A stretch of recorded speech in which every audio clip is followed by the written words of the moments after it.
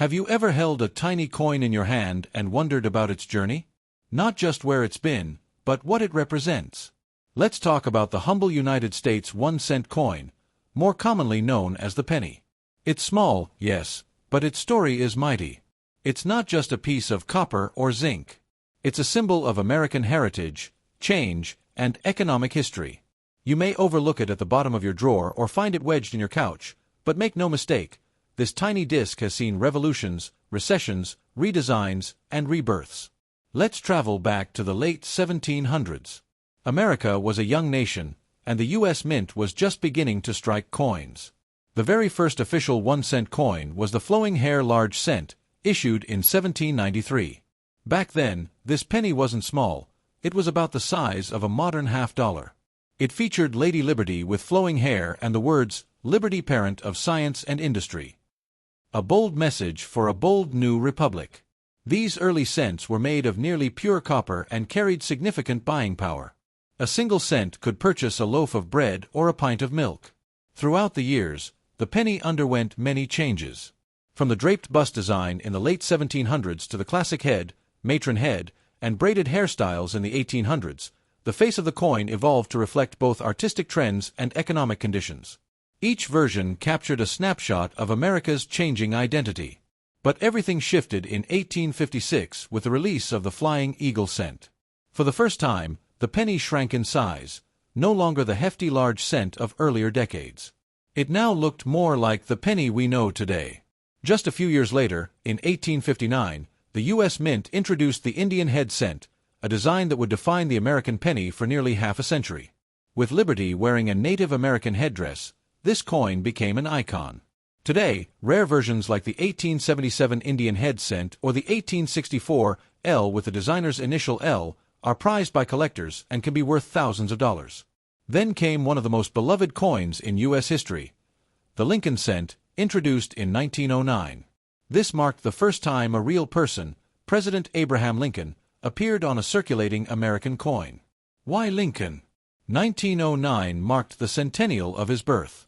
Sculptor Victor David Brenner was chosen to design the coin, and his initials, V.D.B., were placed prominently on the reverse. However, that caused some public backlash, and the initials were quickly removed from circulation, making the 1909 V.D.B. Lincoln cent one of the rarest and most valuable pennies in existence today. Lincoln's face has been on the penny ever since, making it the longest-running coin design in U.S. history. But while the front stayed relatively the same, the reverse side underwent several changes.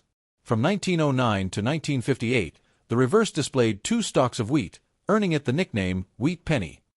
These coins are still widely collected, especially the 1943 steel cent, which was minted during World War II due to copper shortages. That steel penny, a 1-year experiment. It rusted easily and confused vending machines.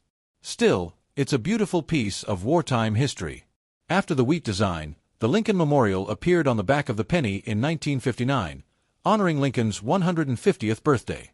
This version stayed in use until 2008, making it another long-standing design. But in 2009, the penny transformed once more.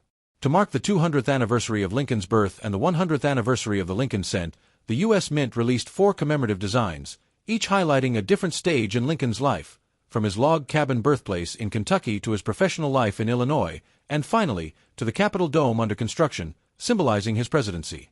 Since 2010, the penny has featured the Union Shield on the reverse, a design symbolizing Lincoln's preservation of the Union. It's modern, sleek, and loaded with meaning. But let's shift gears and talk about metal content. Early pennies were pure copper, but rising metal costs forced changes. In 1982, the U.S. Mint made a big decision: switch from copper to zinc with a thin copper coating. That's why pennies made before 1982 are heavier and have a distinct ring when dropped. Try it yourself, tap an old and new penny on a hard surface, and you'll hear the difference. It's subtle but real. So what's a penny worth today? Technically, it's 1 cent. But in terms of cost, it's worth more than that to produce. According to reports from the U.S. Mint, each penny costs nearly 2 cents to make. That's a money-losing operation. Over the years, many have called for the penny to be phased out. Countries like Canada, Australia, and New Zealand have already retired their smallest denominations. Should the US follow suit? It's a heated debate. Some argue the penny is outdated and economically inefficient. Others say it's part of American culture and history, a coin too iconic to discard. Let's talk about value in a different sense. Because not all pennies are created equal.